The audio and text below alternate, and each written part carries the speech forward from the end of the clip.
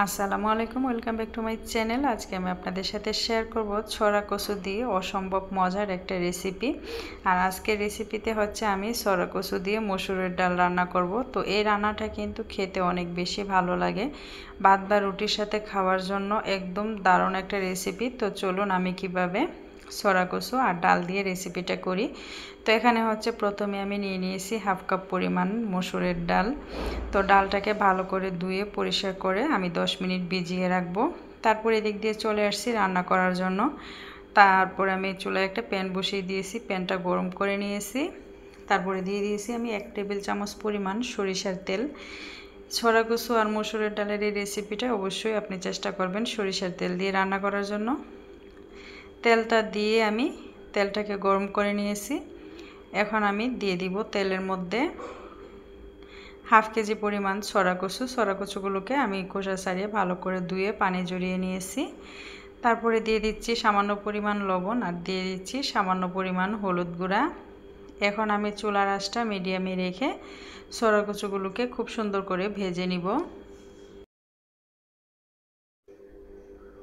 হলুদটা দিয়ে যদি ছড়া কচুটা ভাজা হয় তাহলে ছড়া কচুর কালারটা খুব সুন্দর আসে। তো চুলার আঁচটা মিডিয়ামে রেখে ছড়া কচুটাকে ভেজে নিচ্ছি। তো ভেজে নিলেই কিন্তু রান্নাটা বেশি ভালো লাগে। আর যাদের একটু গলায় ধরার সমস্যা তারা একটুখানি এটাকে ভাপ দিয়ে নিতে পারেন, তবে আমি কিন্তু ভাপ দিইনি, আমি শুধুমাত্র ভেজে নিচ্ছি।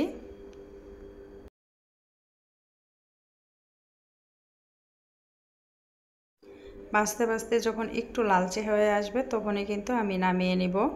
তো দেখতেই পাচ্ছেন ছড়া কচুগুলো কিন্তু বেশ লালচে হয়ে আসছে। তো এখন আমি নামিয়ে নিচ্ছি প্যান থেকে। তারপরে এই তেলের মধ্যে দিয়ে দিচ্ছি আরও 1 টেবিল চামচ পরিমাণ সরিষার তেল। তারপরে দিয়ে দিচ্ছি ফোড়ন হিসেবে 1 চা চামচ পরিমাণ আস্ত জিরা। দিয়ে দিচ্ছি আমি 2 টুকরো করে একটা তেজপাতা। দিয়ে দিচ্ছি 2টা শুকনা মরিচ। 20 সেকেন্ড একটু ভেজে নেব। তারপরে 2টা মিডিয়াম সাইজের পেঁয়াজ কুচি দিয়ে পেঁয়াজটাকে ভেজে নিচ্ছি ফোড়নের সাথে।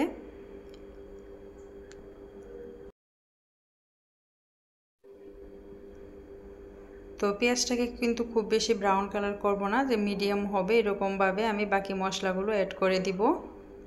তো পেঁয়াজটা বেশ অনেকটা নরম হয়ে এসেছে। এখন দিয়ে দিচ্ছি বাকি মশলা। দিয়ে দিচ্ছি এখানে হাফ চা চামচ আদা বাটা, হাফ চা চামচ রসুন বাটা, স্বাদ মতো লবণ। দিয়ে দিচ্ছি হাফ চা চামচ হলুদ গুঁড়া, হাফ চা চামচ লাল মরিচের গুঁড়া আর হাফ চা চামচ ধনিয়ার গুঁড়া। আমি সামান্য পরিমাণ পানির সাথে মিশিয়ে মশলাটাকে দিয়ে দিচ্ছি। এতে করে মশলাটা আর পুড়ে যাওয়ার ভয় থাকে না। এখন অল্প অল্প করে আমি 2 থেকে 3 বার পানি দিয়ে মশলাটাকে কষিয়ে নেব, যতক্ষণ পর্যন্ত না মশলা থেকে তেলটা আলাদা হয়ে আসছে। আর অবশ্যই কিন্তু মশলা কষানোর সময় চুলার আঁচটা একটু কমিয়ে রাখতে হবে, নইলে কিন্তু মশলাটা পুড়ে যাবে। আর চেষ্টা করবেন মশলাটাকে ভালো করে কষিয়ে নেওয়ার জন্য। তো দেখতেই পাচ্ছেন তেলটা কিন্তু আলাদা হয়ে গিয়েছে। এখন দিয়ে দিচ্ছি ভেজে রাখা ছড়া কচুগুলো। ছড়া কচুটাকে দিয়ে 2 মিনিটের মতো আমি মশলার সাথে কষিয়ে নিব। ছড়া কচুটা 2 মিনিট মশলার সাথে কষিয়ে দিয়ে দিচ্ছি ধুয়ে রাখা মসুরের ডালগুলো। আমি এখানে হাফ কেজি ছড়া কচুর জন্য হাফ কাপ পরিমাণ ডাল ব্যবহার করতেছি। ডালটা আপনারা চাইলে একটু কম বেশি করে দিয়ে নিতে পারেন। মসুরের ডালটা দিয়ে আরও 5 মিনিট আমি ছড়া কচুর সাথে কষিয়ে নিয়েছি।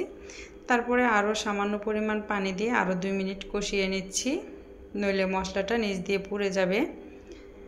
তারপরে মশলাটা আর ছড়া কচুর ডাল ভালোভাবে কষানো হয়ে যাওয়ার পরে অ্যাড করে দিব পরিমাণ মতো পানি। তো দেখতেই পাচ্ছেন মশলাটা কিন্তু লেগে যাচ্ছে। তো এখন আমি পরিমাণ মতো পানি দিয়ে দিচ্ছি। যতটুকু পানি লাগবে ডাল আর ছড়া কচুটা সিদ্ধ হতে ততটুকু দিয়ে নিচ্ছি।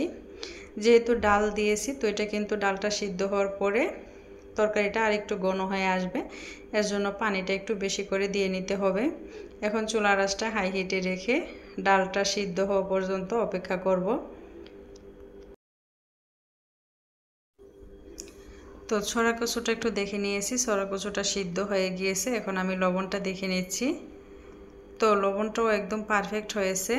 তো যতটুকু ঝোল আছে তো ততটুকু কিন্তু ঠান্ডা হওয়ার পরে আরেকটু কমে আসবে। তো রান্নাটা প্রায় হয়ে এসেছে, আমি চুলাটা বন্ধ করে দিব।